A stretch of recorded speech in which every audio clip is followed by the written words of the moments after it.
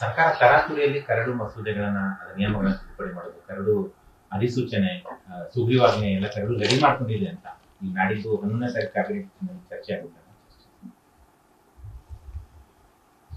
ಕ್ಯಾಬಿನೆಟ್ನಲ್ಲಿ ಹೋದ ಗುರುವಾರ ನಿರ್ಣಯ ಮಾಡಿದ ಹಾಗೆ ಏನು ಅಗತ್ಯವಾಗಿರ್ತಕ್ಕಂಥ ಕಾನೂನಿನ ತಿದ್ದುಪಡಿ ಆಗಬೇಕು, ನಿಯಮಾವಳಿಗಳನ್ನು ರೂಪಿಸಬೇಕು, ಅದರಲ್ಲಿ ಕ್ರಮ ವಹಿಸಬೇಕು ಅಂತ ನಿರ್ಣಯ ಮಾಡಿದ್ವಿ. ತರಾತುರಿ ಯಾಕೆ ಅನ್ನಿಸ್ತು ನಿಮಗೆ? ಒಂದು ವಾರ ಆಗೋದಕ್ಕೆ ಬಂತಲ್ಲ, ಒಂದು ವಾರ ಆಗೋದಕ್ಕೆ ಬಂತು. ಕೂತಿದ್ದೇವೆ, ಸಿದ್ಧ ಮಾಡಿದ್ದೇವೆ. ಬಹುಶಃ ಗುರುವಾರ ಕ್ಯಾಬಿನೆಟ್ನಲ್ಲಿ ಅದನ್ನು ಮಂಡನೆ ಮಾಡ್ತೀವಿ. ಸುಗ್ರೀವಾಜ್ಞೆ ಮಾಡಬೇಕಾಗ್ತದೆ, ಸುಗ್ರೀವಾಜ್ಞೆಯನ್ನು ಮಾಡ್ತೀವಿ. ಸರ್, 4 ಕರಡು ಮಸೂದೆಗಳಿಗೇನು ನಿಯಮಾವಳಿ ತಿದ್ದುಪಡಿ ಮಾಡ್ತಾ ಇದ್ದಾರೆ. 4 ಕಾನೂನುಗಳಿಗೆ ತಿದ್ದುಪಡಿಯ ಅಗತ್ಯ ಇದೆ. ಆ ತಿದ್ದುಪಡಿಯನ್ನು ಮಾಡ್ತೀವಿ, ಸಣ್ಣ ತಿದ್ದುಪಡಿಗಳು. ಅಧಿಸೂಚನೆ ಯಾವಾಗ ಬರುತ್ತೆ ಸರ್? ಈ ಕ್ಯಾಬಿನೆಟ್ ಅಲ್ಲೇ ತೀರ್ಮಾನ ಮಾಡ್ತೇವೆ. ಈ ಕ್ಯಾಬಿನೆಟ್ನಲ್ಲಿ ಆ ತಿದ್ದುಪಡಿಯನ್ನು, ಆ ಬಿಲ್ಗಳನ್ನು ಮಂಡನೆ ಮಾಡ್ತೀವಿ. ಮತ್ತು ಕ್ಯಾಬಿನೆಟ್ ಏನಾದರೂ ಬದಲಾವಣೆಯನ್ನು ಸೂಚಿಸ್ತು ಅಂದರೆ ಅವನ್ನು ಇನ್ಕಾರ್ಪೊರೇಟ್ ಮಾಡ್ತೀವಿ. ಕ್ಯಾಬಿನೆಟ್ ಒಪ್ಪಿದ ಮೇಲೆ ಸುಗ್ರೀವಾಜ್ಞೆ ಮಾಡಬೇಕು ಅನ್ನೋದು ಸರ್ಕಾರದ ಚಿಂತನೆ ಇವತ್ತಿಗೆ. ಸರ್, ಇದು ಎಲೆಕ್ಷನ್, ಜಿಲ್ಲಾ ಪಂಚಾಯತ್, ತಾಲೂಕ್ ಪಂಚಾಯತ್ ಎಲೆಕ್ಷನ್ ವಿಳಂಬ ಮಾಡೋಕ್ಕಾಗಿನೇ ಬ್ಯಾಲೆಟ್ ಪೇಪರ್ ತರ್ತಾ ಇದೆ ರಾಜ್ಯ ಸರ್ಕಾರ ಅನ್ನೋದು ಬಿಜೆಪಿ ಆರೋಪ. ಈಗ ಇದನ್ನ ಸುಗ್ರೀವಾಜ್ಞೆ ತಂದು ರಾಜ್ಯಪಾಲ ಕಳಿಸ್ತೀವಿ, ಅಲ್ಲ ನಾವು ಒಪ್ಪೋದಿಲ್ಲ, ರಾಷ್ಟ್ರಪತಿ ಕಳಿಸ್ತಾರೆ. ಅವಸರಲೆ ಮಾಡಿದ್ರೆ ನೀವು ತರಾತುರಿ ಅಂತೀರಿ, ಮತ್ತೊಂದು ಕಡೆ ನೀವು ಇದನ್ನ ಯಾವುದೋ ಕಾರಣಕ್ಕೆ ಹೀಗೆ ಮಾಡ್ತಾ ಇದ್ದೀರಿ ಅಂತ ಆರೋಪ ಮಾಡ್ತೀವಿ. ಎರಡರಾಗ ಒಂದು ಮಾಡ್ಬೇಕಲ್ಲ, ಅದನ್ನು ಮಾಡೋದು ಇದನ್ನು ಮಾಡೋದು ಅಂದ್ರೆ ಹೆಂಗೆ? ರಾಜ್ಯಪಾಲ ಒಪ್ಪಲಿಲ್ಲ ಅಂದ್ರೆ ರಾಷ್ಟ್ರಪತಿಗೆ ಹೋಗುದು ಸರ್. ಅದು ನಮ್ಮ ವ್ಯಾಪ್ತಿಯೊಳಗೆ ಬರ್ತಕ್ಕಂಥದ್ದು. ಅದಕ್ಕೆ ರಾಜ್ಯಪಾಲರು ಒಪ್ತಾರೆ ಅನ್ನುವಂಥ ಸಂಪೂರ್ಣ ವಿಶ್ವಾಸ ನಮಗಿದೆ. ಚುನಾವಣೆ ವಿಳಂಬ ಮಾಡುವಂತ ಯಾವುದೇ ಚುನಾವಣೆ ವಿಳಂಬ ಆಗುವಂತ ಅವಕಾಶನೂ ಇಲ್ಲ, ಸಾಧ್ಯತೆಗಳೂ ಇಲ್ಲ. ಮುಂದಿನ ಎಲ್ಲ ಸ್ಥಳೀಯ ಸಂಸ್ಥೆ ಚುನಾವಣೆಗಳಿಗೂ ಬ್ಯಾಲೆಟ್ ಪೇಪರ್ ಇದೆ. ಮುಂದಿನ ಎಲ್ಲ ಸ್ಥಳೀಯ ಚುನಾವಣೆಗಳಿಗೆ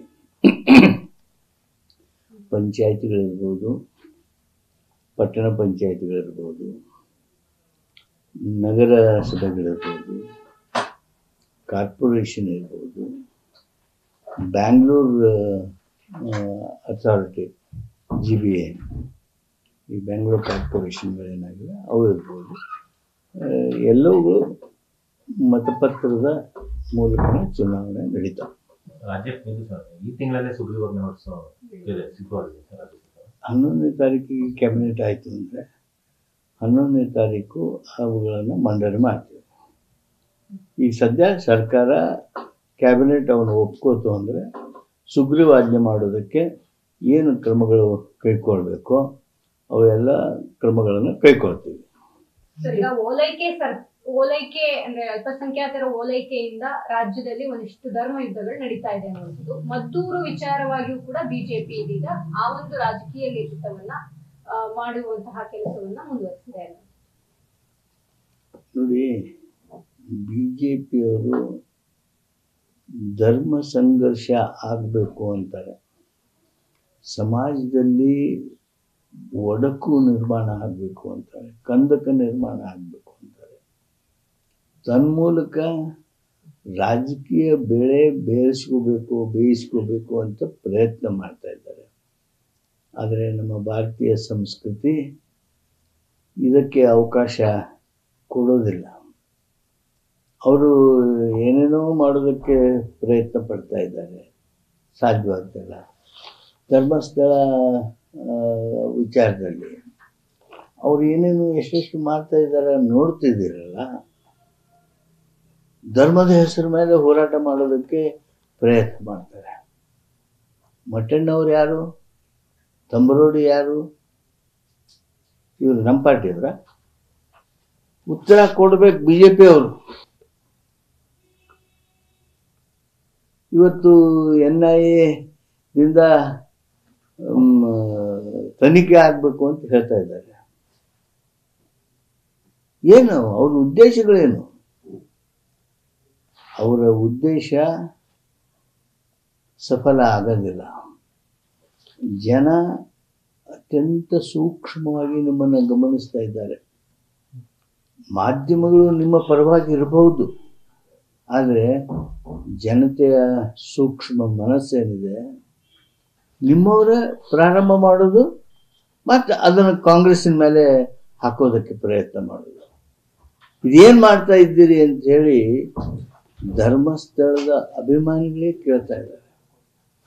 ಒಂದು ಕಡೆ ಧರ್ಮಸ್ಥಳಕ್ಕೆ ಹೋಗ್ತೀರಿ, ಏನೋ ಬೆಂಬಲ ಕೊಟ್ಟಂಗೆ ಮಾಡ್ತೀರಿ, ಮತ್ತು ಅವ್ರ ವಿರುದ್ಧ ಹೋರಾಟ ಮಾಡೋರಿಗೆ ಹೋಗಿ ನಾವು ನಿಮಗೆ ಆರ್ಥಿಕ ಬಲ ಕೊಡ್ತೀವಿ. ಏನಿದು ಈ ದ್ವಂದ್ವ? ಏನು ಈ ರೀತಿಯಾಗಿರ್ತಕ್ಕಂಥ ಸೂಕ್ಷ್ಮ ವಿಚಾರಗಳಲ್ಲಿ, ಧರ್ಮಸ್ಥಳದಂಥ ಪವಿತ್ರ ಸ್ಥಳಗಳ ವಿಚಾರಗಳಲ್ಲಿ ಈ ರಾಜಕೀಯ ಡಂಬರಾಟ ಏನು ಮಾಡೋದಕ್ಕೆ ಹೋಗ್ತಾ ಇದ್ದೀರಿ, ಅದು ನಿಮಗೆ ಸರಿಯಾದ ಪ್ರಾಯಶ್ಚಿತ್ತಕ್ಕೆ ನಿಮ್ಮನ್ನು ಒಡ್ತದೆ. ಮದ್ದೂರು ಗಲಾಟೆ ಜೋರಾಗ್ತಿದೆ, ಕಲ್ಲು ತೂರಾಟ, ನಿಷೇಧಾಜ್ಞೆ. ಗೃಹ ಸಚಿವರು ಈಗಾಗಲೇ ಗಮನ ಹರಿಸಿದ್ದಾರೆ. ಅದು ಆ ಸಮಸ್ಯೆ ಬೇಗ ಬಗೆಹರ್ತದೆ. ಮಾನವತ್ವ ವಿಚಾರ ಆಗಿರ್ಬೋದ್ರಿ, ಮದ್ದೂರು ಗಲಾಟೆ ಎರಡೂ ಇಟ್ಕೊಂಡು ಬಿಜೆಪಿಯವರು ಆರೋಪ ಮಾಡ್ತಾ ಇದ್ರು ಕಾಂಗ್ರೆಸ್ ತುಷ್ಟೀಕರಣ ರಾಜಕಾರಣ ಮಾಡ್ತಾ ಇದ್ದಾರೆ. ಏನು ತುಷ್ಟೀಕರಣ ಅಂದ್ರೆ ಏನು? ಮುಸ್ಲಿಮರನ್ನ ಓಲೈಕೆ ಮಾಡ್ತಾರೆ. ಏನು ಯಾವುದನ್ನು ಓಲೈಕೆ ಮಾಡಿದ್ದೀವಿ? ಅವ್ರಿಗೆ ಜಾಸ್ತಿ ಏನು ಭಾನು ಪ್ರಕಾಶ್ಗೆ, ಭಾನು ಮುಸ್ತಾಕ್ ಅವ್ರಿಗೆ ಅತಿಥಿ ಕರೆದಿದ್ದು ತುಷ್ಟೀಕರಣವೇ? ನಮ್ಮ ರಾಷ್ಟ್ರದ ಒಬ್ಬ ಪ್ರತಿಷ್ಠಿತ ವ್ಯಕ್ತಿ, ಬುದ್ಧಿವಂತ ವ್ಯಕ್ತಿ, ಜ್ಞಾನಿ, ವಿದ್ವಾಂಸ, ಬರೆಹಗಾರ, ಅವ್ರನ್ನ ಅತಿಥಿ ಮಾಡಿದರೆ ತುಷ್ಟೀಕರಣನ? ಏನು ಮಾತಿಗೆ ಏನಾದರೂ ಮಿತಿ ಬೇಕಲ್ಲ. ಈ ರೀತಿಯಾಗಿ ನೀವು ಭಾವನೆಯನ್ನು ಬೆಳೆಸೋದಾದರೆ ಏನು ನಿಮ್ಮ ರಾಷ್ಟ್ರೀಯ ಮನೋಭಾವ? ಈ ರೀತಿ ರಾಷ್ಟ್ರೀಯ ಮನೋಭಾವವನ್ನು ತ್ಯಜಿಸಿ ಸಮಾಜ ಒಡಿಬೇಕು ಅನ್ನುವಂಥ ಪ್ರಯತ್ನ ಏನಿದೆ, ಆ ಪ್ರಯತ್ನ ನಿಮಗೆ ಭಾಳ ಕಾಸ್ಟ್ಲಿ ಆಗ್ತದೆ. ಎಲ್ಲರೂ ಗಮನದಲ್ಲಿ ಇಟ್ಕೊಳ್ಬೇಕು. ನಮಸ್ಕಾರ. ನ್ಯೂಸ್ ಫಸ್ಟ್ ನಿರ್ಭೀತಿಯಿಂದ ನಿಮ್ಮ ಪರವಾಗಿ.